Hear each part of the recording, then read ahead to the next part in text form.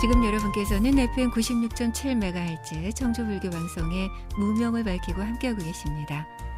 이번 순서는 관음산 자비정사 주지이신 일봉 스님과 함께하는 반야의 샘 시간입니다.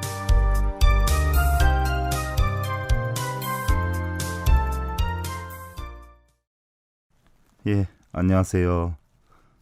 세종시 전동면에 있는 관음산 자비정사 석일봉입니다. 요즘 날씨가 굉장히 변화가 많아요. 비가 오기도 하고 또 뜨겁기도 하고 또 생각보다 상당히 후덥지근해서 여러분들 많이 마음이 불편한 그런 때이기도 하지만요. 또 더위는 아름다운 곡식을 무르익어가게 하고요. 또 적당한 비는 아름다운 자연을 풍요롭게 하는 밑거름이 된다라는 생각이기도 합니다. 우리는 대부분 산다라고 이야기를 하지만은요, 사실은 산다라고 해도 늙고 병들고 죽음을 대동하게 되지요. 그러나 삶도 어떠한 죽음이 없다라고 하면 가치를 못 느끼고요. 또한 젊음도 늙음이 없다라고 하면 그 아름다움을 못 느끼게 될 것이에요. 또한 병고가 없다라고 하면요, 건강의 행복을 맛보기가 힘이 들고요. 또 건강을 하기 위해서 노력하는 삶도 적게 될 것이고요. 맑고 화창한 날의 아름다움이다라고 하는 것은요, 바로 비바람이 부는 그런 궂은 날이 있기 때문에 느낄 수 있는 것이고요. 우리가 일반적으로 항상 화창하다라고 하면 누구도 그것을 좋고 특별한 날이다라고 하는 것을 인식하지 못하게 될 것이에요. 지난번에 샌프란시스코 가서 하루에 4시간씩 강의를 쭉 했었는데요. 물론 샌프란시스코엔 불교방송 때문에 10여 년 이상을 들락달락했지만 이번에는 모처럼 들어가다 보니까 새삼 그 지역의 어떤 날씨나 환경에 대해서 참 좋구나 하는 생각을 했었어요. 항상 우리나라 가을 날씨 정도이고요. 공기도 얼마나 맑은지 아주 신선하고요. 또 설령 더운 날이 있다라고 하더라도 습도가 약하기 때문에요. 아주 쾌청한 그런 입장인데 거기에 사는 분들은 거기에 대한 어떤 날씨에 대한 고마움을 그렇게 많이 느끼지는 못했을 것이에요. 우리 역시 늘 행복한 삶을 지내고 있는 입장인데도요, 어찌 보면 거기에 대한 만족을 못하고 더 많은 무엇인가를 추구하기 위해서 번뇌를 하는 경우가 적지 않아요. 계속 좋은 것, 부귀영화를 추구하다 보니까 번뇌나 고통이 끊이지 않는데요. 우리의 삶과 죽음도 냉정히 보면요, 우리가 하루를 살았다라고 하면은 하루 죽은 것이나 다름이 없고요. 1년을 살았다라고 하면 또 1년을 죽은 것과 다름이 없죠. 우리는 이렇게 살다가 어느 날 되면은 죽는다라고 생각하지만요, 우리는 매일매일 살아가고 있지만 한편으로는 죽어가고 있기도 하지요. 또 우리가 행복을 추구하고는 있지만 사실은 행복한 가운데는 불행이 싹트고요. 또 우리가 지금 불행하다라고 하지만 그 불행 속에는 행복을 만들려고 하는 근원이 열심히 키워지고 있다 하는 생각이기도 해요. 그러다 보니까 어찌 보면 불행도 행복의 한 부분이고요. 행복도 바로 불행의 한 부분이고요. 우리가 좋다라고 하는 것도 결국 나쁨을 만들기 위한 하나의 근원이 되기도 하지만요.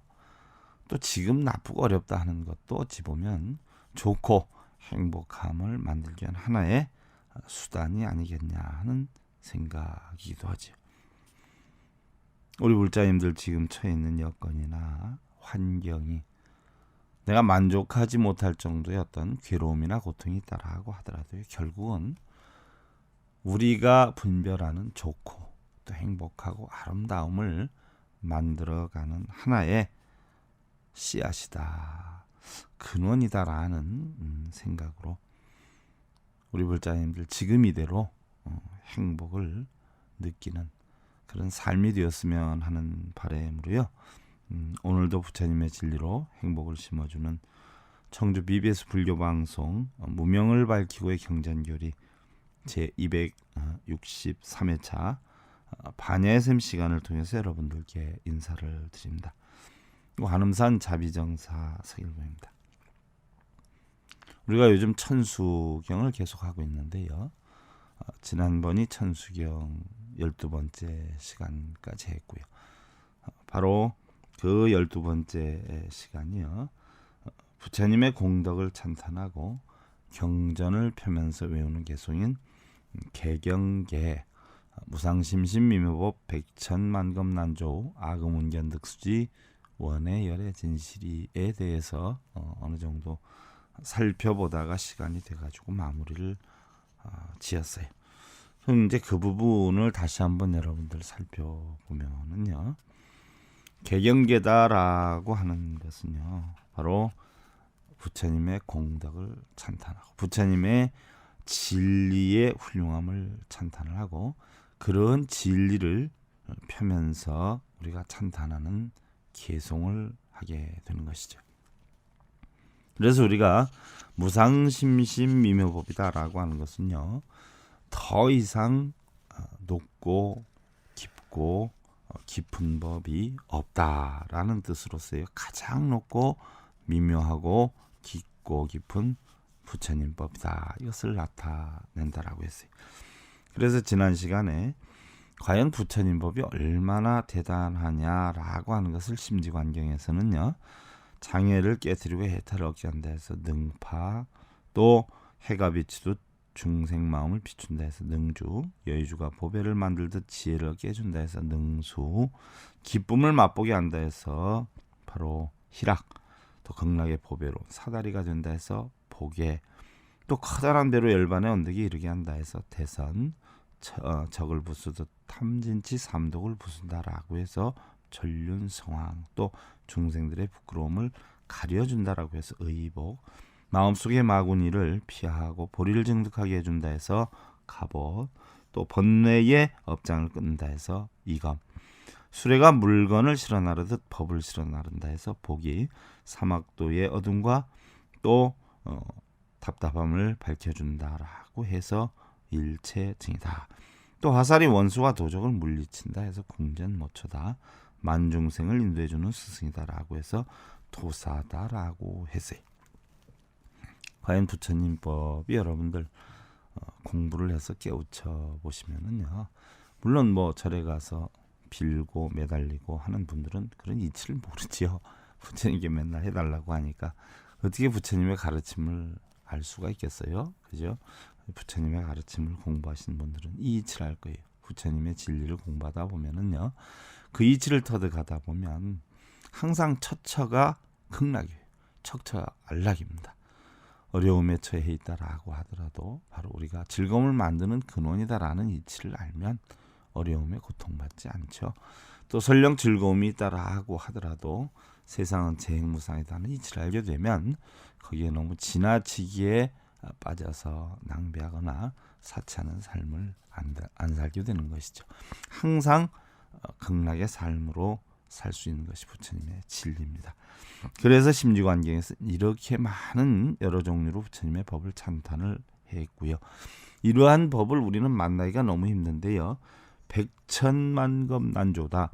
백천만겁이 지나도록 만나 뵙기가 어려운데 겁에 대해서 지난 시간에 설명을 드렸어요. 겨자겁, 또 반석겁, 증감겁이다라고 해서 설명을 드렸고요. 그렇게 오랜 세월, 우리 불교에서는 인간으로 태어날 확률을 맹구우목이다 이렇게 표현을 했고요. 유럽에서는 침판치가 자판기에 올라가서 무작정 자판을 두드리는데 세익스피어 원작 오자탈자 하나도 없이 만들어낼 수 있는 확률이 우리 인간으로 태어날 수 있는 확률이다 이렇게 말씀을 드렸어요. 또한 여러분들이 가정에서 지금 함께하고 있는 부부나 자식의 인연을 놓고 보면은요, 또 그렇게 태어나기 힘든데 우리가 인간으로 태어나기도 했지만요, 세계 인구가 약 50억에서 70억 정도 된다라고 하는데요.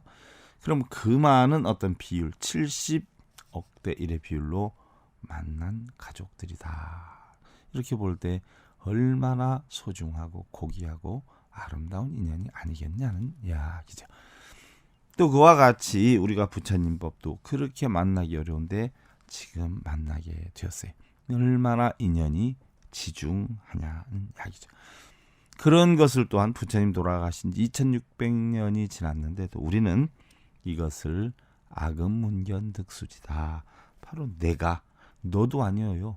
내가 이제 보고 듣고 얻어서 받아서 지니게 되었으니 이랬어요. 바로 내가.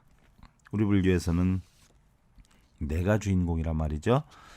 예를 들어서 우리가 어떤 신이나 어떤 절대자를 믿는 신앙에서는요, 절대자가 주인이 되죠. 절대자가 바로 주인이 되기 때문에 주여주의하는 것이고요.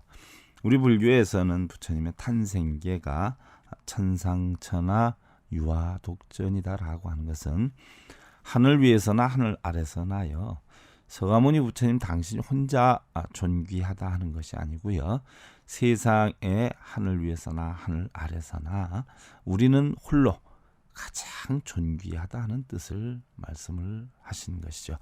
우리는 바로 우리가 주인공이다 하는 이야기예요. 여러분들 사람 위에 사람 없고 사람 밑에 사람 없다라고 하는 이야기를 혹시 들어보신 적이 있으실 거예요. 바로 그것이 부처님께서 하신 천상천하 유화독전이다 하는 이야기죠. 내가 이제 이러한 부처님의 진리를 백천만급 지나도록 만나기 어려운데 이제는 내가 얻어서 받아서 지니게 되었어요. 그러니 어떻게 해야 돼요? 바로 이러한 진리를 무슨 일이 있어도 깨우쳐야 된다라는 이야기죠. 우리 불자님들 대부분 보면요, 절에 가서 경전을 독송할 때 보면은요, 그냥 읽는 것으로 끝나는 경우가 많죠. 또 요즘 절들에서는 보면은 신묘장구 대다라니 독경이 상당히 유행을 해서요, 밤새도록 신묘장구 대다라니 경을 49번 독송하거나 108번 독송하면 복이 온다라고 해서 쉼없이 독송을 하고 있어요. 그런데 그렇게 쉼없이 독송을 하고 또 사경을 하고 한다 해도 거기에 대한 뜻을 아시는 분들은 없어요. 상당히 드뭅니다. 또 거기에 대해서 스님들께 이 뜻이 무엇이 되느냐라고 질문을 하면 대부분의 스님들은 진언이기 때문에 그 뜻이 무궁무진하기 때문에 잘못 해석하면은 큰 문제가 될 수 있으니까 해석하지 말고 열심히 하다가 보면 언젠가 알게 된다, 이렇게 말씀하시는 분들이 또한 대부분이에요. 또한 알려고 하지 말아라 라고 하면서 답변하시는 분들이 대부분이에요. 그러면 과연 그렇게 말씀하시는 스님들은 열심히 독경을 하고 그 이치를 쓰고 수행을 해서 과연 그 뜻에 대해서 알게 되었느냐 하는 이야기예요. 불자들한테는 열심히 하면 알게 된다라고 하지만 설령 그런 말씀을 하시는 스님들조차 그 뜻이 무엇인지 아는 분들이 사실은 거의 없다 하는 실정이에요. 그럼 스님분들도 그렇게 수행을 했는데도 그 뜻을 모르는데, 직업으로 수행하는 사람들도 뜻을 모르는데 일반 불자들이 과연 아무리 열심히 한다고 그런 뜻을 알겠느냐 하는 이야기죠. 문제는요, 열심히 하다 보면 알게 되니까 뜻을 풀려고 하지 말아라 하는, 그렇게 말씀하시는 분들이 그 뜻을 모르기 때문에 자기가 모른다 하는 이야기보다는 그냥 회피를 하기 위한 하나의 수단으로 읽어라. 또한 이런 진언을 읽다 보면 아무 뜻도 모르고 해도 바로 공덕의 효과는 있을 것이다 라고 표현을 하죠. 그러나 냉정히 살펴보면요, 물론 그런 어떤 공덕이 되기도 하겠지만요, 여러분들 아무 뜻도 모르고 한다라고 하면 과연 얼마나 큰 공덕이 어떻게 형성이 되겠냐는 이야기예요. 그래서 반드시 부처님의 진리를 깨우치겠다, 알겠다, 알아야 되겠다 하고 각고를 세우고 다지게 되는 것이죠. 스님들 말씀처럼 열심히 그냥 하다 보면 깨우치는 게 아니라 부처님 말씀에는 무슨 일이 있어도 뭐예요? 깨우쳐라는 얘기죠. 알아라는 얘기. 하다 보면 알게 되는 게 아니라 먼저 알기를 구하고 그 알무로 인해서 명상을 해서 깨달아라는 이야기죠. 그래서 원해 열의 진실이에요. 부처님의 진실한 뜻을 반드시 깨우치겠다라고 다지는 것이요. 우리는 어떠한 일이 있어도 이러한 부처님의 진실하고 올바른 가르침을 깨우쳐야 돼요. 반드시 깨우쳐야 할 거예요. 이젠 더 이상이요 부처님께 해달라고 빌거나 매달릴 것이 아니. 우리 불자님들 각자 스스로 반드시 깨우쳐서 스스로의 어떤 복되고 즐거운 인생과 또한 세상을 만들어 나가야 할 것이다 하는 생각이죠. 이 세상에 어느 무엇도요 자신의 인생을 대신해 줄 수 있는 것은 없어요. 심지어 여러분들 무촌이다라고 하는 부부 사이에도요 어떻게 돼요? 대신 인생을 살아줄 수가 없어요. 또한 그 부부라고 하는 그 사이에도 냉정히 보면 자신의 어떤 이득을 추구하기 위해서 사는 경우가 적지 않죠. 바로 그러한 이치를 깨우치려는 거죠. 세상은 무상하고요. 세상의 모든 것은 고정된 실체가 없는 무아하고요. 세상은 모두 고통이다라는 이야기예요. 일체가 다 고통이다는 이야기죠. 일체가 고통이다 하는 이치를 알게 되면 우리는 바로 열반에 이르게 된다는 이야기예요. 우리가 세상이 고통이 아니다라고 생각하니까 번뇌가 생기는 것이지요. 당연히 고통스러운 세상이다라고 하는 이치를 알면 고통에서 굳이 벗어나려고 하지 않기 때문에 번뇌가 오지 않는다는 이야기죠. 그래서 우리가 인사말에도 있잖아요. 고생하십시오. 수고하십니다. 고생이라고 하는 것은요. 고통고자의 살생자예요. 우리의 삶은 뭐예요? 고래는 얘기죠. 그러니까 살려면 뭐예요? 고통을 받으라는 얘기예요. 그게 고생하세요 하는 이야기예요. 수고하십니다. 받을 숫자 쓰지요. 고통고자 쓰지요. 고통을 받고 있습니다. 그런 이야기죠. 고통을 받으십시오. 그런 이야기예요. 세상에 비가 오는데 빗방울 안 튀기기를 바라면은 비가 오는 데를 나가지를 말아야죠. 비가 오는 길을 거닐면서 빗방울이 튀지 않기를 바라면 그게 바로 고통이 되는 거예요. 세상을 살면서 세상의 고통을 받지 않으려고 하면 그게 바로 고통이 되는 것이죠. 세상은 고통입니다. 그래서 부처님께서 왜 이 세상에 오셨어요? 결국 출가하실 때 생로병사의 고통을 없애는 방법을 깨우치기 위해서 부처님 출가를 하셨어요. 또 부처님이 깨우치신 게 뭐냐? 바로 생로병사를 비롯한 108번뇌 또는 세상의 모든 우리 분류에서 84,000번뇌라고 하는 그러한 번뇌의 고통을 깨트리는 방법을 터득했기 때문에 부처님은 깨달았다라는 이야기예요. 고통받는 세상의 고통을 없애는 이치를 깨달은 게 아니라 고통을 받지만 그 고통에서 소멸하는 방법을, 그래서 내 마음속의 고통을 없애는 방법을 깨친 것이지 세상에 형성되어 있는 고통을 없애는 방법을 깨친 분은 아니에요. 법이다라고 하는 것은 우리는 다름하다 이렇게 표현하죠. 만유의 실상이에요. 마치 물이 흘러가듯이 질서 있게 우주의 만물을 관통하고 있으면서도요. 만물로 하여금 제각각 독특한 성품을 가지고 또 나타낼 수 있도록 하는 것이에요. 물이 물노릇을 하고요. 불이 불노릇을 하고 바람이 불고 꽃이 피고 잎이 지는 이러한 성주계공의 이치와 또한 생주이멸의 이치와 또한 생자 필멸과 회자정리의 모든 이치가 다 그 속에 있어요. 그래서 반드시 그러한 이치를 깨달아라는 얘기예요. 그 깨달음을 얻기 위해서 우리는 어디로 들어가느냐? 법의 창고에 들어가서 바로 부처님의 진리가 있는 법의 창고에 들어가서 법을 하나하나 부딪혀서 깨우치겠다라고 하는 각고를 세우기 때문에 개법장 진언을 하는 것입니다. 그래서 바로 계법장 진언이라는 것은 법장을 여는 진언이다. 이렇게 되는 것이죠. 그래서 계법장 진언이라는 것은 바로 옴 아라남 아라다 이렇게 되는데 바로 우리가 법장을 열면서 외우는 진언인 것이에요. 쉽게 얘기하면 법의 창고, 법의 곳가 아니다는 얘기. 바로 부처님께서 하신 교설 또는 교법 이런 것들을 집적해 놓은 창고다는 이야기죠. 바로 우리도 그러한 창고에 가서 부처님께서 깨우친 진리를 배우고 익혀서 깨닫고자 법문 안으로 들어간다는 것이 바로 부처님의 깨달은 진리를 우리 스스로 깨쳐야지요. 부처님께 이거 해주십시오, 저거 해주십시오 라고 해서는 되질 않는 얘기예요. 어떤 큰 스님은요, 기도를 하려고 부탁을 해달라고 부탁을 하니까 스스로 하라 그러지요. 스스로.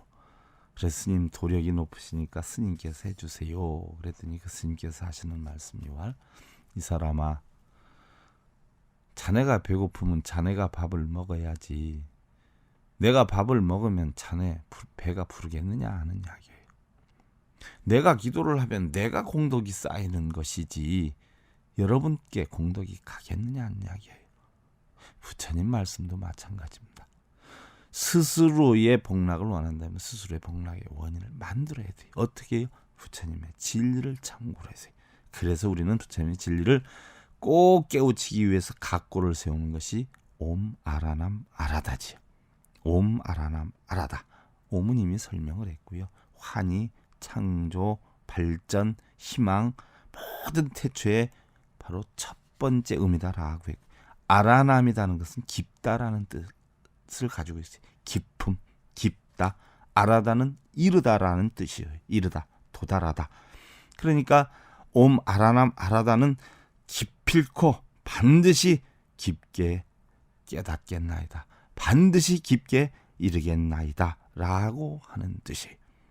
계법장지는 옴 아라남 아라다는 부처님, 제가 부처님의 뜻을 깨닫게 해주십시오. 깨우치게 해주십시오. 부처님의 가피를 내려주십시오. 이런 뜻이 아니에요. 부처님, 반드시 당신이 설하신 경전의 창고, 진리의 창고로 들어가서 무슨 일이 있어도 옴 아라남 아라다. 반드시 깊게, 깊이 있게 깨치겠나이다. 반드시 진리를 터득하겠나이다. 라는 뜻으로 하는 것이죠. 우리 불교에서는 우리가 주인공이에요. 모든 주체는 자신이 주체인 것이. 신앙을 믿는 그런 유신교에서는요, 절대자, 어떤 신이 전부하지만 바로 우리 불교는 종교이고요. 종교이기 전에 앞서 철학이고 윤리고 도덕인 것이죠. 그래서 바로 우리가 명심보감을 하면서 우리 신랑 잘되게 해주십시오, 우리 아들 잘되게 해주십시오 하면서 명심보감 읽는 분들은 없지 않아요? 바로 우리 불교도 그런 철학이고 윤리고 진리, 부처님 가르침을 통해서 내가 바르게 살아서 내 주변을 바르게 살도록 자식도 이끌고 주변도 이끌고 하겠다라고 다지는 것이지, 부처님께 뭐 해주세요, 뭐 해주세요 신앙처럼 그렇게 빌거나 매달리는 건 아니란 이야기죠. 그래서 반드시 계법장진언은 옴 아라남 아라다. 깊이 있게 깨우치겠나이다 하는 이야기예요. 우리 불자님들, 정말 소중한 것은요, 우리가 잃어버리고 난 뒤에 알게 된다는 이야기예요. 내 손 안에 있을 때는 그 귀중함을 모르다가요, 없어지고 나서야 아쉬움을 느끼고요. 이제는 우리가 없어도 될 것 같고 쓸모도 없을 것 같은, 그다지 아쉽지 않은 것 같은 것도요, 결국 잃고 나면 후회를 하고 아쉬운 경우가 적지 않아요. 때로는 내 주변의 모든 것들을요, 한 발자국 떨어져서 바라보는 시각이 필요하다는 생각이 돼요. 어찌 보면 지금은 힘들게 하는 남편이나 아내, 또한 가족이나 그런 친지들, 이웃들까지도 냉정히 살펴보면 지중한 인연으로 형성된, 없어서는 아니 될 진정으로 소중한 사람들이 아닌가 싶습니다. 여러분들, 사랑하고 서로 포옹하고 서로 아끼고 존중하는 그러한 삶이 되시길 기원드리면서요, 그동안 세종시 전동면에 있는 관음산 자비정사 서길봉이었습니다. 감사합니다, 여러분들. 승부하십시오.